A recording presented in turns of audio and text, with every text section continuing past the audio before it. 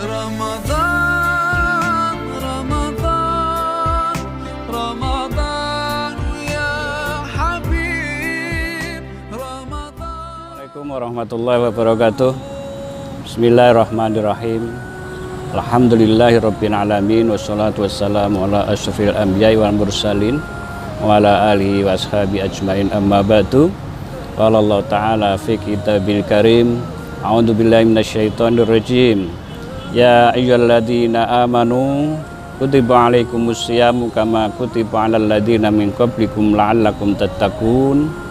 Shadaqallahul adzim. Saudara-saudaraku kaum muslimin muslimat di mana saja Anda berada, dari kawasan Masjid Raya Baitur Rahman Semarang, izinkan saya mengajak bersama-sama untuk senantiasa bersyukur pada Allah Subhanahu wa Ta'ala, karena kasih sayang, pertolongan, dan kemurahan Allah telah kita nikmati bersama, sehingga kita bisa bersama-sama dikasih umur panjang memasuki bulan suci Ramadan tahun 1441 Hijriah. Salawat dan salam mari kita aturkan pada junjungan kita Nabi besar Muhammad sallallahu alaihi wasallam. Beliau yang senantiasa mengajarkan kepada kita untuk selalu berusaha belajar, sekaligus juga mendidik anak-anak kita, cucu-cucu kita, generasi muda kita agar menjadi generasi yang terbaik, yang nanti akan siap menjadi pemimpin-pemimpin bangsa.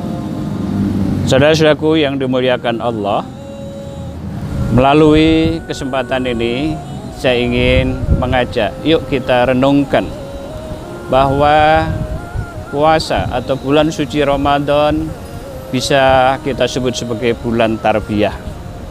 Kenapa disebut demikian? Karena ada dua hal.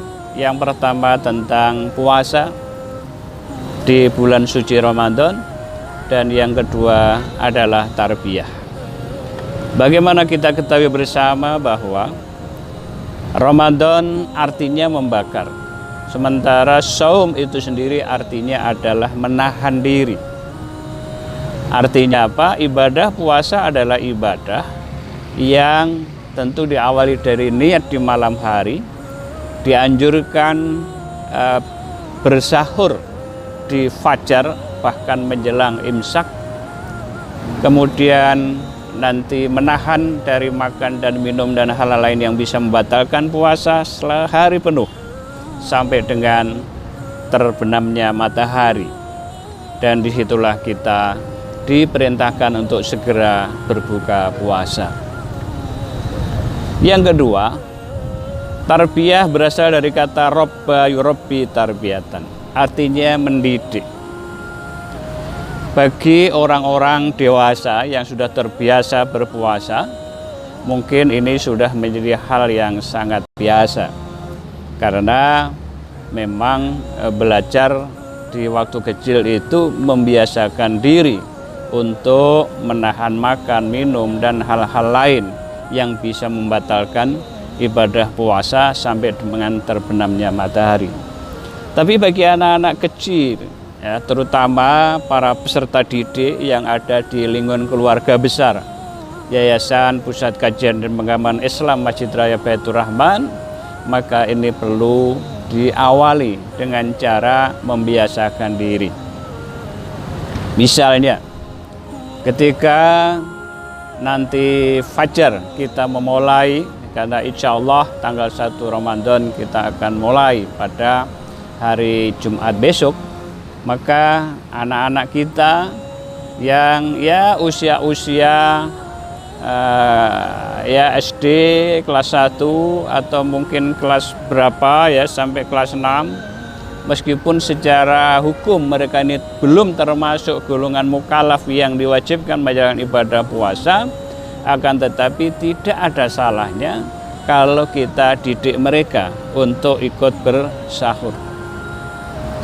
Maka kalau misalnya ya kita ajak bangun, kita biasakan, meskipun mohon maaf boleh jadi si anak ini besoknya belum berpuasa, tapi diajak dikenalkan dengan kebiasaan makan sahur. Yuk nak, kita bersama-sama sahur, kita niatkan ibadah puasa.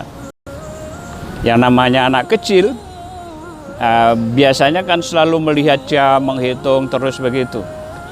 Tapi kalau misalnya dia tiba-tiba begitu bangun, dia sudah mulai ini gelisah, dia lihat jam terus, dia bilang lapar dan haus begitu, kemudian jam 7, mah boleh enggak aku buka gitu ya. Masa jam 7 buka, ini kalau orang dewasa tentu ini akan aneh. Tetapi bagi kebiasaan anak itu menjadi sangat penting ya, kita kenalkan bahwa makan sahur itu di sana ada keberkahan ya, karena itu ini perlu dikenalkan kepada mereka ya. Rasulullah menegaskan tasaharu fa inna fis sahuri barokah, sahurlah karena di dalam sahur itu ada keberkahan supaya ibadah puasanya kuat gitu. Nah, kalau misalnya anak itu sampai jam 7 sudah minta buka, ayo boleh kamu buka puasa, tapi nanti setelah itu puasa lagi ya. Nah itu.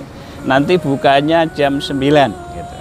Jadi setelah jam 7 nggak ada makan, nggak ada minum, jam 9, Ma sudah jam 9 Ma. Nah, boleh. Nah, nanti buka lagi, nanti terus meningkat dari 2 jam menjadi 3 jam. Ya, dan seterusnya dan seterusnya. Karena apa? Memang melaksanakan ibadah, apalagi ibadah puasa, ini kalau tidak dibiasakan, itu akan menjadi berat. Saudara-saudaraku, kaum muslimin muslimah di mana saja Anda berada, kita memahami bahwa ibadah puasa ini betul-betul sebagai momentum untuk mendidik. Kalau tadi saya sampaikan untuk anak-anak kita yang sedang belajar berpuasa, kita pun juga begitu. Orang-orang tua, orang-orang dewasa ini pun kadang-kadang tidak begitu sabar, tidak begitu kuat ketika menerima godaan-godaan ya, apalagi misalnya sedang dalam keadaan musafir. Meskipun memang Al-Quran membolehkan bagi kita yang dalam keadaan musafir itu boleh ya, boleh moka dalam bahasa Semarang ya, atau boleh tidak berpuasa, tetapi kita berkewajiban untuk membayarnya di hari yang lain. Oleh karena itu mari kita manfaatkan momentum bulan suci Ramadan 1441 Hijriah ini untuk betul-betul mendidik ya, mentarbiyah, mendidik diri kita, anak-anak kita, keluarga kita, dan juga masyarakat kita. Karena ya maaf saja misalnya ya, kadang-kadang ada orang yang mengatakan kalau di bulan puasa ini semuanya harus ditutup. Bahkan sekarang ini karena pandemi COVID-19 pun ya sudah banyak warung makan yang tutup gitu. Nah, kita minta seolah-olah ketika kita berpuasa kemudian minta dihargai supaya orang lain tidak ada yang jualan. Lalu bagaimana kalau ada orang-orang yang dari luar kota datang?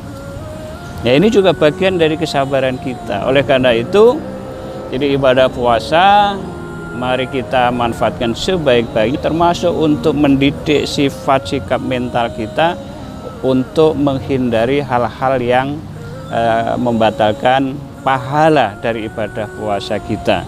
Karena itu ada ungkapan yang mengatakan ketika Anda berpuasa maka kalau tidak bisa berbuat yang terbaik, tidak bisa bertadarus, maka lebih baik tidur. Karena tidurnya orang yang berpuasa itu adalah ibadah.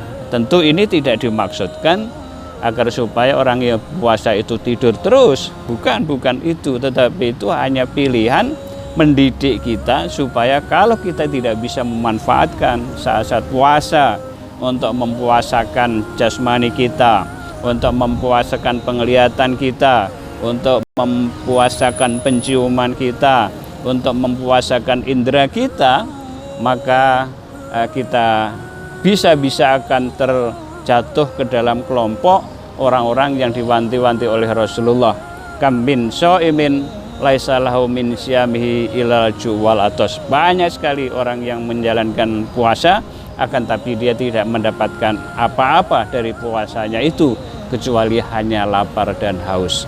Karena itu sekali lagi mari kita jadikan ibadah puasa ini sebagai momentum untuk mendidik diri kita, mendidik kesabaran kita, untuk meningkatkan keimanan dan ketakwaan kita, dan kita maksimalkan ibadah tarawih di rumah masing-masing, tadarus dan sebagainya agar kita bisa maksimal, dan dari situ kita bisa membersihkan segala macam dosa-dosa kita.